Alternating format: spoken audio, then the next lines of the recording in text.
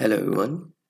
आज हम लोग करने जा रहे हैं question 10.20 of haloalkanes and haloarenes. Question 10.20 में हमें बताना है कि जब हम लोग एल्काइल क्लोराइड्स को ट्रीट करते हैं एक्वस KOH के साथ तो हमें अल्कोहल मिलता है, लेकिन जब हम लोग अल्कोहलिक KOH के साथ ट्रीट करते हैं तो हमें एल्कीन मिलता है। मतलब क्या है कि जब एक्वस KOH के साथ रिएक्शन हम लोग कर रहे हैं तो हमारा हो रहा है सब्स्टिट्यूशन, लेकिन अल्कोहलिक कंडीशन में कर रहे हैं तो हमारा होता है एलिमिनेशन। तो ऐसा क्यों है? पहले तो मैं रिएक्शन लिख देता हूँ। सपोज मैंने लिखा CH3CH2Cl। अब इसमें मैं एक्वस KOH डालूंगा तो हमें प्रोडक्ट मिलता है अल्कोहल CH3CH2OH। ये जो OH है ये क्या करता है, Cl को रिप्लेस कर देता है, तो एक रिप्लेसमेंट रिएक्शन हमें दिखने को मिलती है। लेकिन जब इसको मैं अल्कोहलिक KOH के साथ ट्रीट कराता हूँ तो हमें मिलती है alkene CH2 double bond CH2। सो ऐसा क्यों होता है? दोनों रिएक्शन में डिफरेंस क्या है? देखो KOH तो रिएजेंट तो सेम है, बस क्या डिफरेंस है? सॉल्वेंट डिफरेंस है। इसमें जो सॉल्वेंट है वो क्या है? वाटर। और इसमें जो सॉल्वेंट है वो क्या है? ETOH, इथेनॉल है। मेजरली इथेनॉल लेते हैं। अल्कोहल में कोई और भी अल्कोहल ले सकते हैं, जैसे मिथेनॉल, इथेनॉल, प्रोपेनॉल, कोई भी अल्कोहल ले सकते हैं। जनरली इथेनॉल लेते हैं क्योंकि वो थोड़ा चीप होता है। सो यहाँ पे हमें क्वेश्चन फाइंड आउट करना है कि ऐसा क्यों है। ये तो अभी तक हम लोग याद करते आए हैं कि एक्वस KOH होगा तो हमें रिप्लेसमेंट रिएक्शन करनी है या सब्स्टिट्यूशन रिएक्शन करनी है, और अगर अल्कोहलिक KOH होगा तो डबल बॉन्ड बना देना है। अल्फा पोजीशन से Cl जाएगा, बीटा पोजीशन से हाइड्रोजन निकल जाएगा। सो अब हमें देखना होगा कि ऐसा क्यों होता है। इस क्वेश्चन को करने से पहले ना हमें दो टर्म समझनी पड़ेंगी। एक होती है बेसिसिटी और एक होती है न्यूक्लियोफिलिसिटी।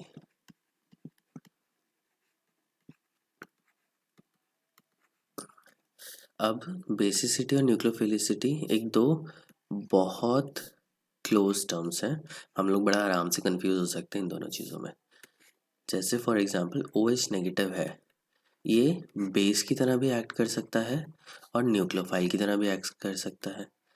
अब बेस की तरह यहाँ देखो, अल्कोहलिक KOH किसकी तरह एक्ट कर रहा है? यहाँ पे बेस की तरह एक्ट कर रहा है, और यहाँ पे इलेक्ट्रोफाइल की तरह एक्ट कर रहा है, सॉरी न्यूक्लियोफाइल की तरह एक्ट कर रहा है। अभी तो आपको समझ में नहीं आ रहा होगा कि बेस क्यों किया, न्यूक्लियोफाइल क्या। मैं बताता हूँ कि बेसिसिटी और न्यूक्लियोफिलिसिटी में क्या होता है। तो कंपाउंड होता है बेस, और बेस का क्या काम होता है? बेस का काम होता है एब्स्ट्रैक्ट प्रोटॉन, मतलब हाइड्रोजन के ऊपर अटैक करना। कोई भी बेस है वो किसके ऊपर अटैक करेगा? हाइड्रोजन पे। H+ और मैं कार्बोकेटाइन लिख देता। अगर ये बेस है ना तो इसका अटैक होगा हाइड्रोजन पे। ये क्या बना लेगा? BH बना लेगा। और ये जो बेस है ना ये कार्बन के ऊपर अटैक नहीं करेगा, मतलब कोई भी इलेक्ट्रोफाइल के ऊपर अटैक नहीं करेगा, सिर्फ किसके ऊपर अटैक करेगा? प्रोटॉन पे। H+ को क्या बोलते हैं? Proton. Nucleophile on the other hand क्या करता है? अगर उसके पास एक प्रोटॉन हो और एक उसके पास इलेक्ट्रोफाइल हो तो न्यूक्लियोफाइल जाके अटैक कर देता है इलेक्ट्रोफाइल पे, न्यूक्लियोफाइल प्रोटॉन पे अटैक नहीं करता। ठीक है। सो कोई भी ऐसा कंपाउंड जो हाइड्रोजन को एब्स्ट्रैक्ट कर रहा है, हाइड्रोजन को ले रहा है, एब्जॉर्ब कर रहा है, उसको हम लोग बोलेंगे बेस। ठीक है। जैसे एसिड बेस बोलते हैं, एसिड क्या होते हैं? जो H+ देते हैं, और बेस क्या होते हैं? जो H+ लेते हैं। तो वही टर्म हम लोगों ने यूज़ की है। बेस क्या होंगे? जो प्रोटॉन को ले लेंगे, जो प्रोटॉन के ऊपर अटैक करेंगे वो होंगे बेस। और न्यूक्लियोफाइल कौन होंगे? जो इलेक्ट्रोफाइल पे अटैक करेंगे लेकिन बेस के ऊपर अटैक नहीं करेंगे। कंपाउंड हमारा ये था।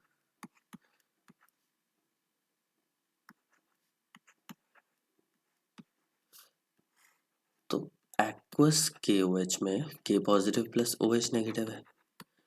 ये क्या करता है? ये कार्बन के ऊपर अटैक करता है और Cl निकाल देता है, और हमें मिल जाता है CH3CH2OH प्लस Cl नेगेटिव। तो यहाँ पे OH ने किसके ऊपर अटैक किया? कार्बन के ऊपर किया। हाइड्रोजन तो एब्जॉर्ब नहीं किया, हाइड्रोजन के ऊपर अटैक नहीं किया। तो यहाँ पे जो OH है वो किसकी तरह एक्ट कर रहा है? Acting as nucleophile. लेकिन दूसरे केस में तो वो बेस की तरह एक्ट कर रहा है।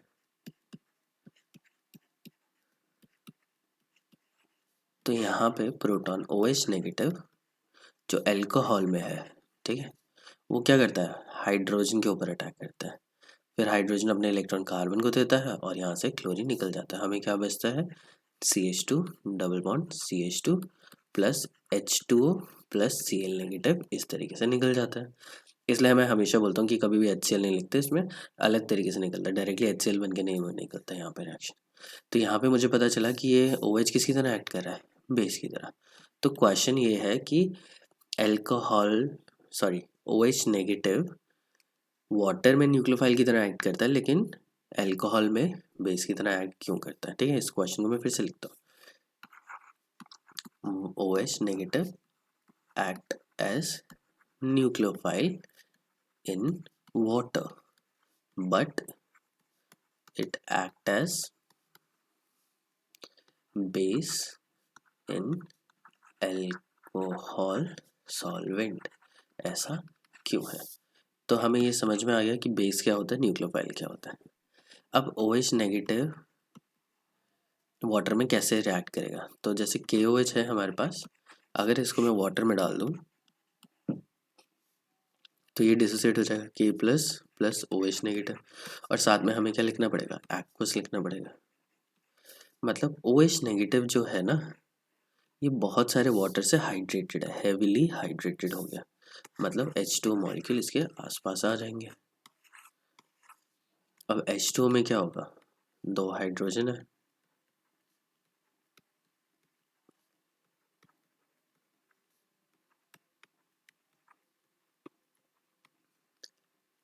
अब देखो OH नेगेटिव को क्या चाहिए, हाइड्रोजन चाहिए, लेकिन उसके पास इतने सारे हाइड्रोजन पहले से ही आ गए, दिख ही रहे होंगे आपको, है ना। अगर ये OH नेगेटिव पहले से ही इतने सारे OH के साथ हो जाएगा, पहले ही इतने सारे हाइड्रोजन्स के आसपास हो जाएगा, तो उसका मन नहीं करेगा H के ऊपर अटैक करने का। ठीक है, बिकॉज अब इसका क्या हो गया, साइज बहुत ज़्यादा बड़ा हो गया, अब इसके पास प्रोटॉन के लिए एफिनिटी कम हो गई है, क्योंकि आसपास इतने सारे हाइड्रोजन तो हैं ही, वाटर के हाइड्रोजन क्या है, बहुत सारे हैं, और ये हेविली हाइड्रेटेड हो चुका है। अब इसका जो हंगर है प्रोटॉन के लिए ख़त्म हो जाता है या बहुत ज़्यादा कम हो जाता है। सो on being heavily hydrated in protic solvent leads to decrease in basicity. तो ये जो OH है वो किसके ऊपर अटैक करेगा, कार्बन के ऊपर अटैक करेगा और क्लोरीन को बाहर निकालेगा। KOH जो एल्कोहल, जब KOH एल्कोहल में होगा तो वो कम्प्लीटली डिसोसिएट नहीं होगा, बहुत ही कम अमाउंट में OH नेगेटिव प्रोड्यूस होगा। और ये जो OH नेगेटिव है ये भी क्या कर सकता है, इथेनॉल के साथ रिएक्ट कर सकता है, उसके पास भी तो प्रोटॉन है, तो ये क्या करेगा, H2O बना लेगा और साथ में EtO नेगेटिव बना लेगा। अब ये जो EtO नेगेटिव है नहीं, ये है बहुत स्ट्रॉन्ग बेस, तो EtO नेगेटिव जो थोड़ी भी क्वांटिटी में बनता है वो क्या कर लेता है, प्रोटॉन एब्स्ट्रैक्ट कर लेता है। ये EtO नेगेटिव आया, ये किसके ऊपर, हाइड्रोजन के ऊपर अटैक करेगा, ये इधर देगा ये इधर देगा, और ये CH2 डबल बॉन्ड CH2। ठीक है, अभी आप इसी तरीके से देख सकते हो कि हाइड्रोजन के पास O नेगेटिव के पास, ऑक्सीजन के पास नेगेटिव चार्ज है और हाइड्रोजन क्या कर रहा है, उसे इलेक्ट्रॉन दे रहा है, लेकिन हमारे पास क्या है यहाँ पे CH3 CH2 O नेगेटिव है। अब CH3 इलेक्ट्रॉन देगा CH2 को, CH2 और इलेक्ट्रॉन देगा, तो इसका जो नेगेटिव चार्ज है ना बहुत ज़्यादा इंटेंसिफाइड है, तो ये बहुत अच्छी तरीके से बेस की तरह एक्ट कर सकता है। ठीक है, तो थोड़ा भी EtO नेगेटिव प्रोड्यूस होता है वो इस तरीके से अटैक करता है। और जो OH नेगेटिव है ये हेविली हाइड्रेटेड यहाँ पे नहीं होता है, OH के आसपास इथेनॉल तो होते हैं, लेकिन उनका एल्काइल ग्रुप बहुत बड़ा होने की वजह से इतना हेविली हाइड्रेट नहीं होता है, तो वो बेस की तरह एक्ट करता है, न्यूक्लियोफाइल की तरह एक्ट ये नहीं करता है, क्योंकि उसके पास इतने ज़्यादा प्रोटॉन्स नहीं हैं जितना उसके पास वाटर के केस में होता है। पहली चीज़, वो ज़्यादा अमाउंट में डिसोसिएट नहीं होता, थोड़ा बहुत भी डिसोसिएट होता है तो वो इथेनॉल से रिएक्ट करके EtO नेगेटिव बना लेता है, और EtO नेगेटिव क्या होता है, बेस की तरह एक्ट करता है। ये हो गया फर्स्ट पॉइंट। सेकेंड पॉइंट है कि यहाँ पे OH नेगेटिव हेविली हाइड्रेटेड नहीं होता या हेविली सॉल्वेटेड नहीं होता, जिसकी वजह से उसके पास टेंडेंसी होती है प्रोटॉन को एब्स्ट्रैक्ट करने के लिए, तो वो प्रोटॉन को एब्स्ट्रैक्ट करने के लिए ही जाएगा।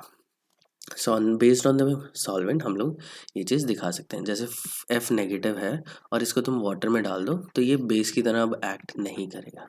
ठीक है, लेकिन F नेगेटिव को किसी और सॉल्वेंट में डाल दो जैसे इथेनॉल, तो ये बेस की तरह एक्ट करने लग जाएगा। सॉल्वेंट के ऊपर भी है ना, उनके नेचर का, न्यूक्लियोफाइल या बेस के नेचर का भी इफेक्ट बहुत ज़्यादा पड़ता है। ठीक है, तो बस यही ध्यान में रखना है।